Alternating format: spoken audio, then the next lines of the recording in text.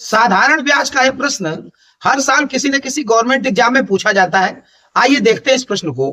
कह रहा है इसमें कि साधारण ब्याज की दर 7% से घटकर 4% हो जाने पर किसी व्यक्ति को प्राप्त होने वाली वार्षिक आय 300 रुपए कम हो जाती है। मूलधन पूछला कि मूलधन क्या है, तो ब्याज की दर देखिए 7% से गिरकर 4% हो गई, यानी 3% की कमी हो गई।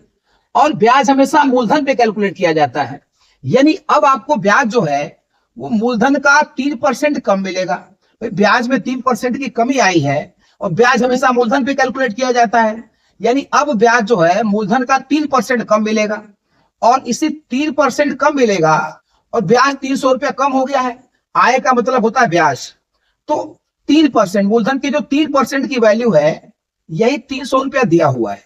मूलधन के 3% की वैल्यू 300 रुपए की कमी हुई है, ब्याज में 3% की कमी हुई और आय में 300 रुपए की कमी हुई, तो मूलधन का ये 3% जो है 300 रुपए के बराबर हो गया। तो मूलधन का जो 1% है वो किसके बराबर हो जाएगा, 3 से भाग दीजिए इसमें, तो मूलधन का 1% 100 रुपए के बराबर हो जाएगा।